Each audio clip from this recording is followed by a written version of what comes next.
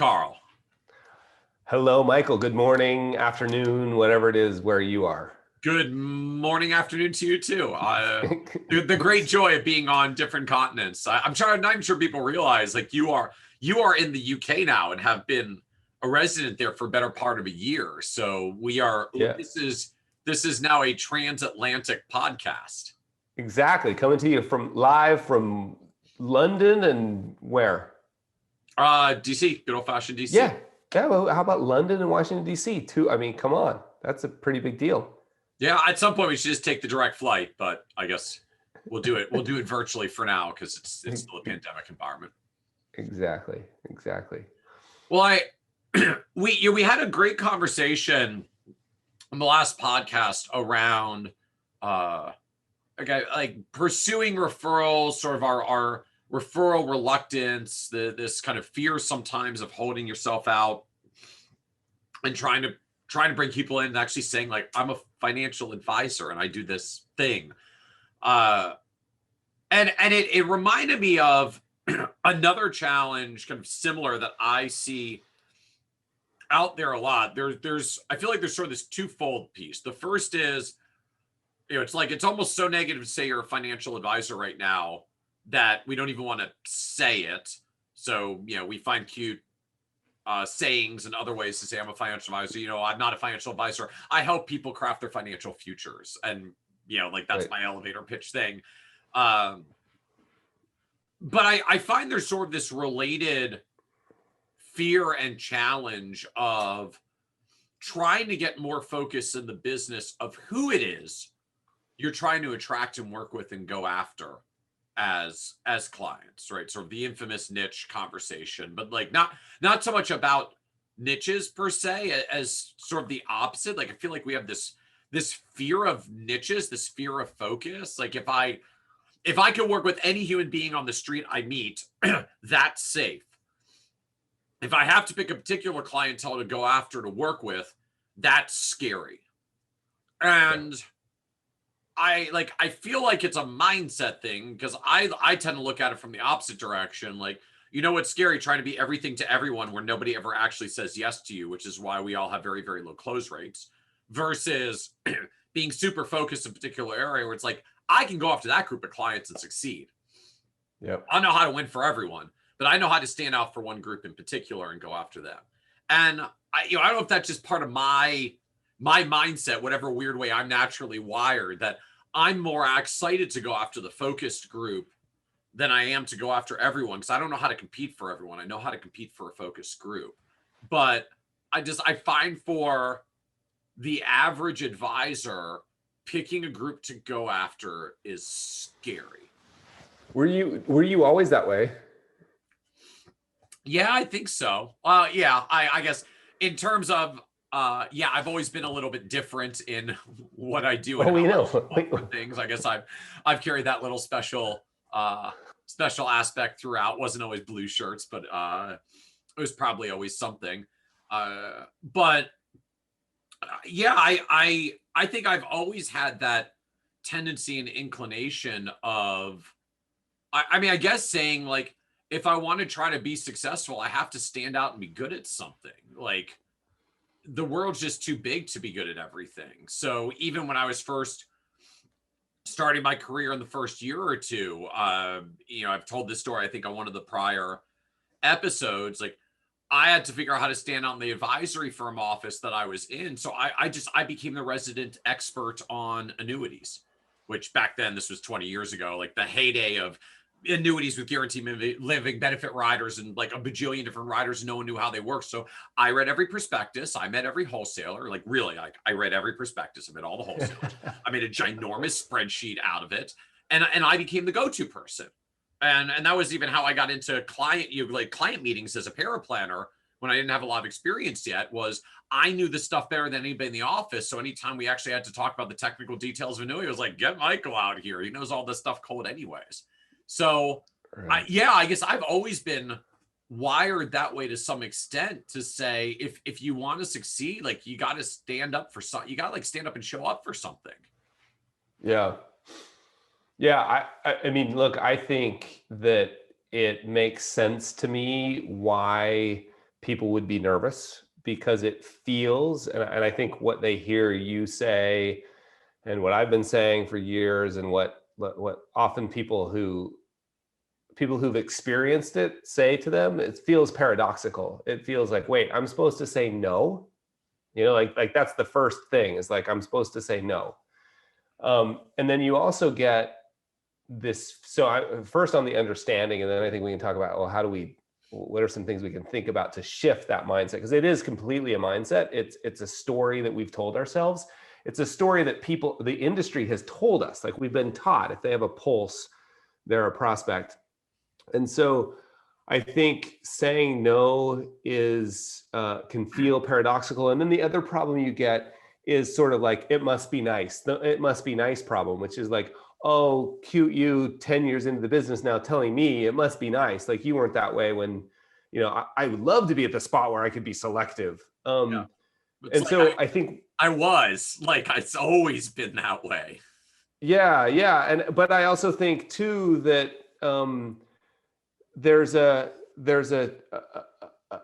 thought, a story that we tell ourselves around that's like, but wait, I have pressure of building a business now. And so people think that this suggestion of specializing is like, they think it's a suggestion to forego some short-term gain in order to eventually get to this really cool business. And what I have found, and tell me if you disagree, but what I found is it's actually the fastest way to the really cool bit. Like, if you want to succeed quickly, the fastest way to succeed is to get as narrow of a niche as possible. See, we're transcontinental podcast. Get as narrow of a niche as possible, as early as possible. I'm not saying that like, oh, do that as soon as you can because you'll really love your life. It'll be great. I'm saying you want to meet the realities of your business growth goals, whether that's you're at a firm and you're going to get fired, or you're not going to be able to pay your like, the fastest way to build a business, in my mind, is to get narrow. Yeah. But it's not, that feels counterintuitive. It feels like I'm saying no to opportunity. So that's why people feel that way. I think you make an interesting point around this, because certainly when I think of it, for just even like myself, having done this and lived this with multiple different businesses, like, it's not about saying no to people. Like, it's not about saying no to a bunch of people. Frankly, it's just about getting more people to say yes to you. So, well, let's hold on. Look at this from things like our close rates, right? How many at bats do I get sitting across from prospects, and then how many of them do I close and work with? I think of this much more broadly. Like, how many people did you walk by and meet on the street over the past month? Granted, that's a little bit weird in pandemic world. Like, take yourself out pandemic world, where we're allowed to like circulate in public places and meet other human beings. Like, how many human beings do you cross paths with in any particular month? Right? For most of us, like hundreds that we interact with at some brief moments throughout our days and lives. Like, hundreds of people. Okay, how many of them became a client? Like, okay, well, maybe you got like one or two, right? For a lot of us, so 1 or 2 new clients a month is actually a pretty good number. So I like, my starting point is like 99.9% of the people you meet don't do business with you. Right. So let's just be clear up front. So if all you did is walking around with a freaking neon sign on your head that said, I'm the best financial planner for doctors there is, you would talk to more than 1 out of 1,000 people, just because more than 1 out of 1,000 people are doctors. Like, you would actually have a better prospect rate than what most of us do right now, who never have a meaningful way to strike a conversation with pretty much anybody but the small few that get in front of us. And even then, it's really hard to differentiate ourselves. If you look at most financial advisors' websites, I know a lot of us don't look. Like, go look. Go do that. Yeah. Like, go look at your Google Analytics. If you don't have Google Analytics, well, we got an article on the website we'll have in the show notes. But like, call your web person, whoever made your website, do website things. Install Google Analytics. It tracks how many people show up to your website. So most advisors, I find, something like a couple hundred people a month show up on their website. Miscellaneous searches, people moving around, someone that got referred to that you didn't even hear about yet, but they came to scope you out and they found you and they found your website. Like, you're probably going to see a couple hundred people.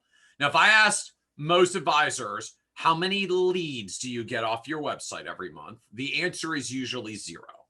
Like literally zero. Nobody just contacts me off my website and does business with me. So like, cool. So let's put this in the real context, like real world context. Your website is like your digital storefront, right? It's basically the digital equivalent of your front office. So a couple hundred people a month is like 5 to 10 people a day, right? It's like one every hour or two. So imagine you're going to sit in the front office of your lobby, like your actual physical front office of your front lobby of your office, where it is, where the prospects come in, where the clients come in. So you're going to sit there. And once every hour, a stranger walks in your office, sees you sitting there, looks around, glances the materials on your table, on your coffee table, takes in the decor, leaves. Then the next hour, a new prospect comes in, looks at you, checks out your office, waves a little, slightly awkward wave, and leaves. So this happens every hour of every day for 30 days.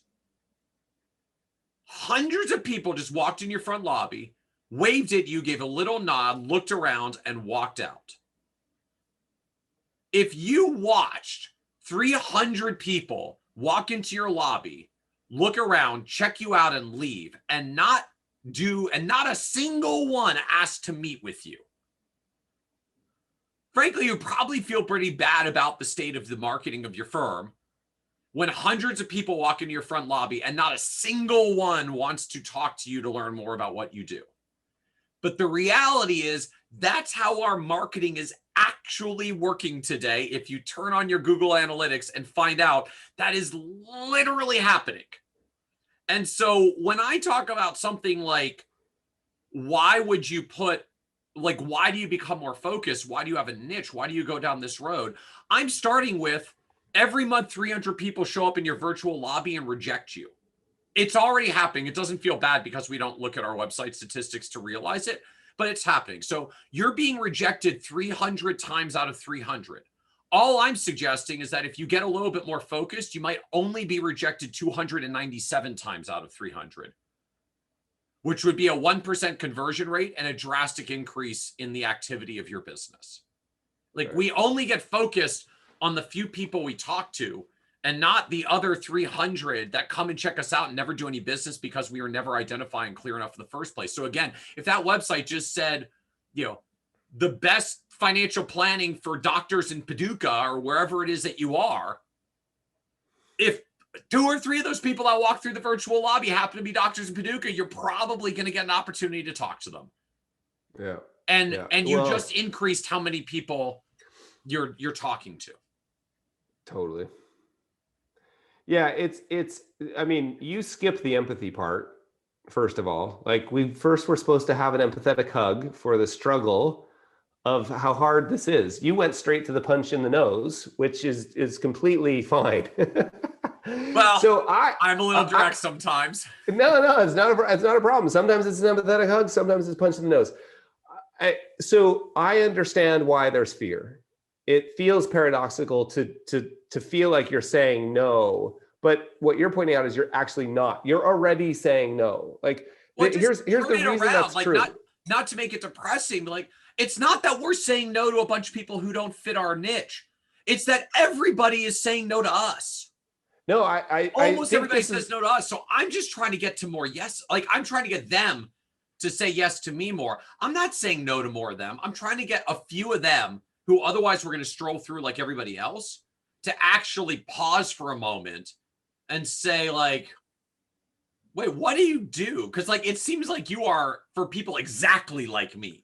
No, listen, I don't even know how to help. I mean, we do a lot of work with advisors around marketing and communication, and I don't even know how to help. Like, I don't know how to help you if you don't have a niche, right? That's like, because I don't know what you would do. Yep. And here's the reason, everything you've just said, here's the reason it's all true, is because everyone doesn't exist. Yeah.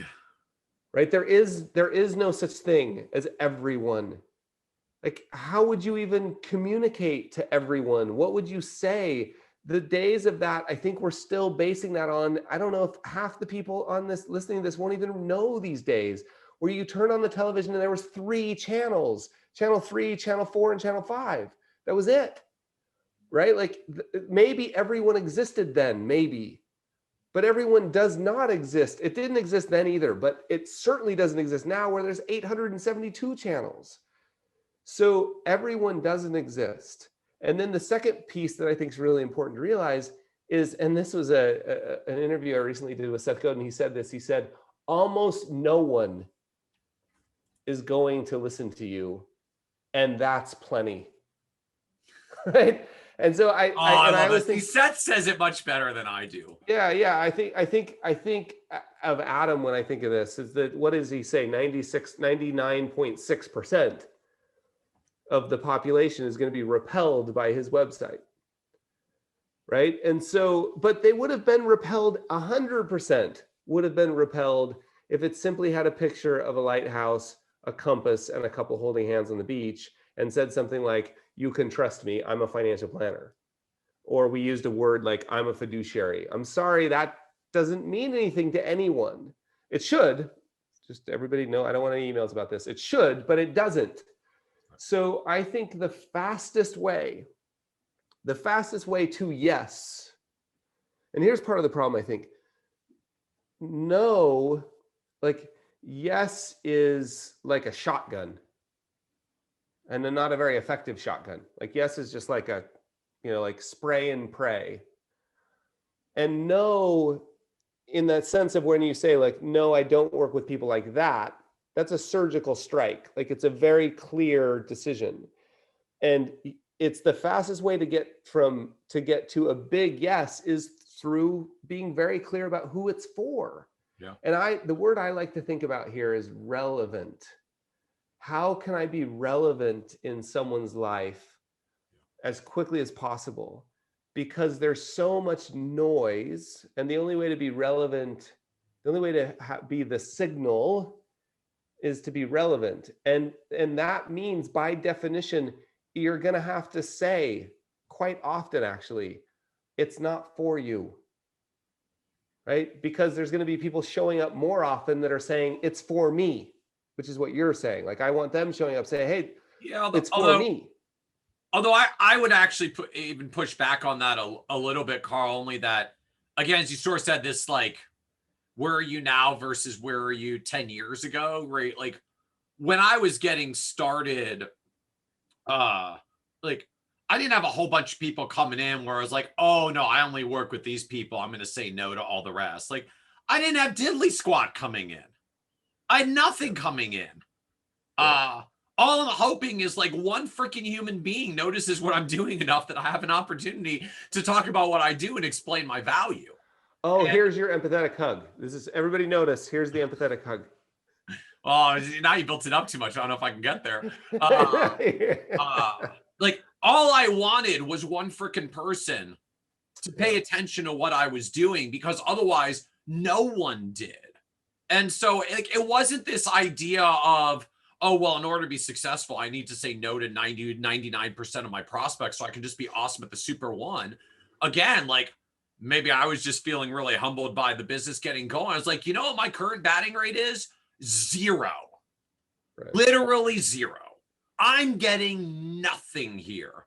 So you know what? If I just take a giant swing at one particular group, become freaking awesome at them, and maybe I get a few of them, that's a few more than the basically 0 that I'm getting right now. You know, again, like, and maybe it's just because we anchor differently. Like, I don't think about the prospects I'm going to get to talk to and then have to tell a bunch of them, oh, yeah, I only focus with doctors and not you. Like the truth, I wasn't getting that many prospects. I wasn't getting that many referrals. There wasn't a lot of stuff coming in anyways. There was very, very little to lose by getting focused, and a whole lot to gain, because once I got real about how many people I interact with, I cross paths with, that see my website and all the rest, and it became clear, like, oh, there's like hundreds of people every month who see what I do, and I'm talking to basically none of them.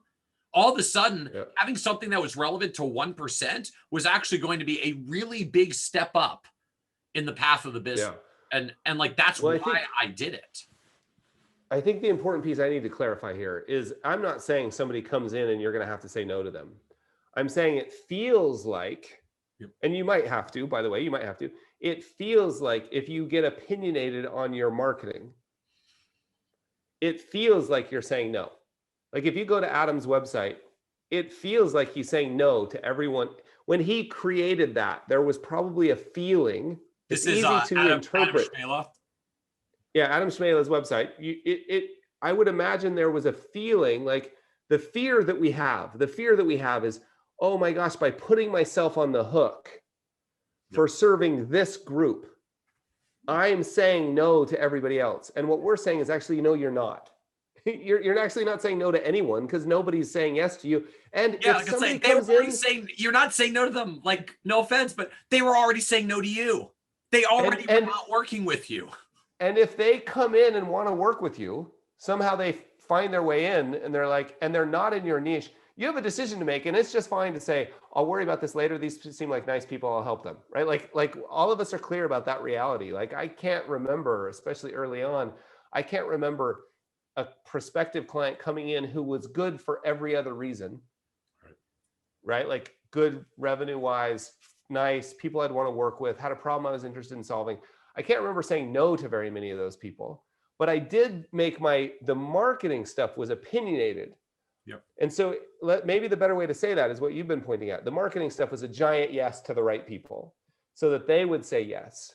So I think when you understand what you're saying is like, this is like, it's sort of a little bit like when you hear people say financial life planning. I often feel like, look, I have nothing against the term, but I often feel, or sorry, goal-based planning. I often feel like somebody said this, it's not my quote, but somebody said that's like saying oxygen-based breathing, right? Like of course we have goals when we do planning, like, and I think this marketing is the same thing, like niche marketing. I don't know how else you would do it. Like, what would you write? A general interest piece? Who was it? Seth said this again, but it wasn't a quote from him. It was either Zig Ziglar or one of his other, Tom Peters. It was, don't be a walking generality, be a meaningful specific. And the first question I think you should answer, like if we get practical about this, it would be, and we probably should do a whole episode on, we're asking our websites to do too much. Because this poor little websites, we're asking them all they're like beasts of burden that like they can't do it. Yeah. So the first question I would ask is, if I show up at your website, would I know who it's for? Would I know who it's for as quickly as possible? And use Adams as your how quick gauge. Yeah. Because it takes you don't even have to read anything to know who it's for.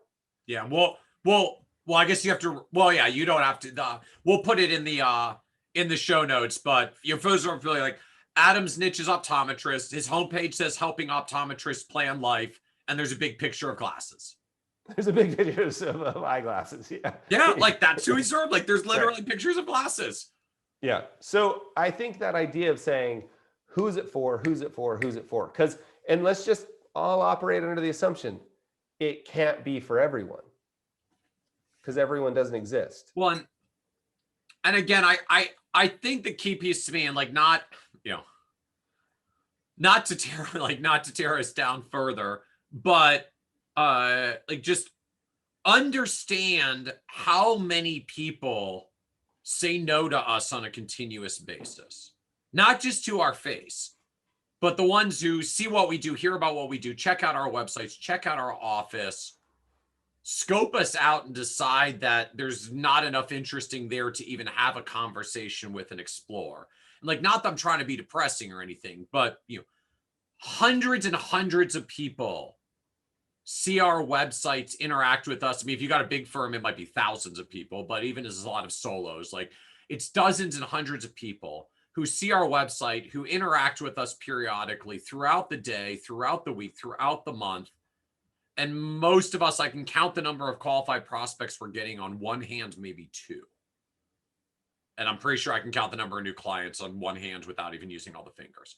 So like, we already get rejected by like 99.9% of the people that we interact with. And I'm not saying that to depress everyone, but I do think there's a story sometimes that we tell of not actually acknowledging that reality because it would feel freaking depressing to realize like of the 500 people that or 300 people that interacted with me in the past month, like 299 of them didn't contact me.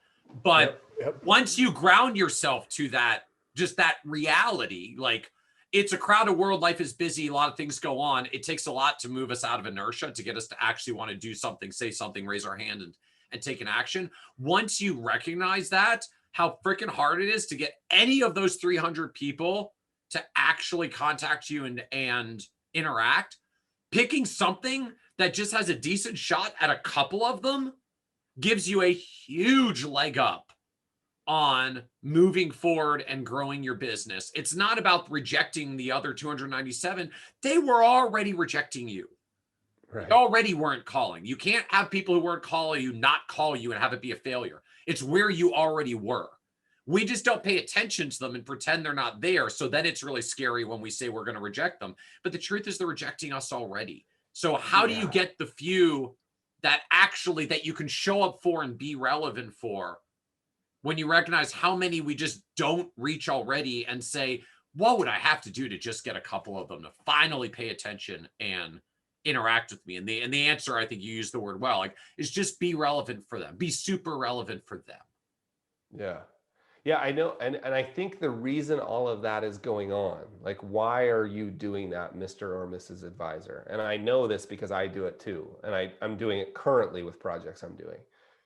Is it's scary. It can feel a little scary to, and Seth's new book, I hate to overhype this, but we just finished an interview with him and on his new book, The Practice, which is actually really good. And I've been reading Seth's work for 20 years and I didn't expect to find anything new, frankly. And I was shocked at how this is The Practice.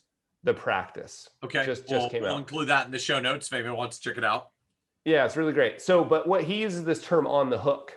And I think one of the reasons having a specialization, making yourself relevant, this is the same reason that, we don't do referrals. It's all pointing at the same thing, is it's much easier. And I love this, like you've pulled the rug out from underneath this other story that we've been living in, which is it's already happening. Look at the data, right? Like, which is just brilliant in its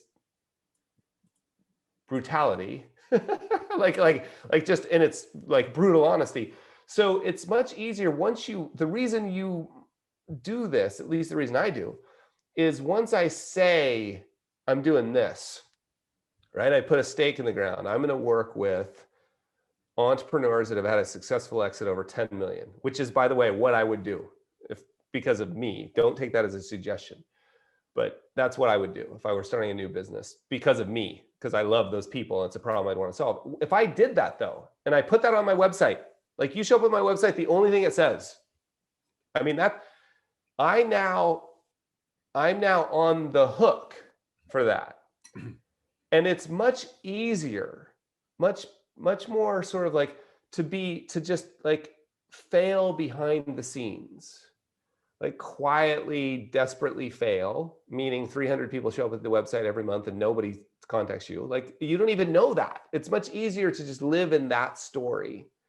And some of us actually become, I know I do this, really identify with that story, right? And I see this a lot with my artist friends. I have plenty of friends who are more interested in being a struggling artist than they are in doing the work, right? They meet at the coffee shop to talk about it. They write about it. It's like, well, then why don't you just do the work? We're more interested, and this is Renee Girard's work on mimetic desire. We're more interested in appearing to be creative, innovative, than actually being creative or innovative.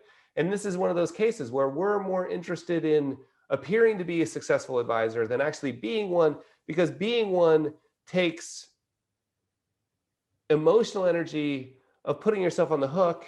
And what Michael is explaining, is that's all a lie. I think it's a lie of the devil who's trying to trick you, into believing this subtle thing, because it's a trick. The trick is it's actually better than a lie. It's a paradox. It's wrong. The best way to be successful, if that's the goal, is to put yourself on the hook, right? Like, and say, I work with these people, put a stand in the ground, be relevant, because everybody doesn't exist. But know that you're not alone if you're playing that game. But that's the game you and I are playing when we play that game. That's the story we're telling ourselves. Is we'd rather just fail quietly and not even know about it. And then we can blame structures and systems and noise and markets and economies. We can blame those things. But when Michael pulls the rug out from underneath you and says there's 300 people coming and not one has contacted you, then suddenly you can go, and which I love the idea of, like, it's, if we live in that truth, if we accept that, then we can suddenly go, hey, there's some things I can do to change that. I don't have to blame outside forces. I can take responsibility and change that. And one of the ways I can change it is say, this is who it's for. This is who my work's for. So I think it's awesome. I'd never thought about looking that way at Google Analytics of like, hey, it's not working already, right? So that's beautiful. And I love the quote that you framed up. I want to go look up who this is now, because I love the quote. Like, don't be a walking generality, be a wandering specific. Yeah. Oh, don't be a wandering generality, but a meaning. Wandering. Oh, that's even better. Don't be a wandering generality. Be a meaningful specific. And to wrap things up from my perspective, like, the reason I care so much about this is because the people out the window need your help. And the only way they're going to learn about you is if you're a signal, right? If you're relevant. If we're just part of the industrial noise complex, from the financial pornography network to the circus to the whole, like, nobody's going to know that you're any different, because you can't say I'm different, right? I'm honest. I'm a fiduciary. So that's why I care so much about this, is like, please build a niche because the people need you, right? Not only for your sake, but for theirs.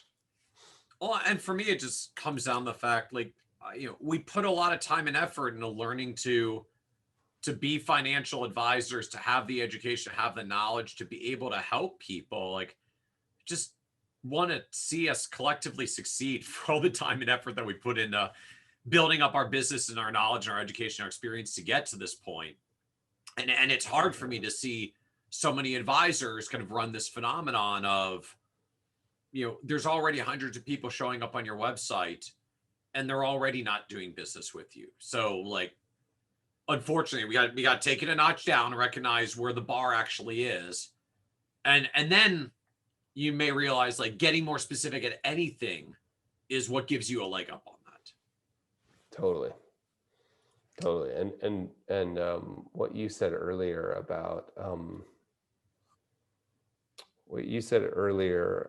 about the idea that being specific, like having a niche, is about it's not about no or you saying no or yes, it's about getting other people to say yes to you, right? Like, that's super powerful. So thank you, Michael.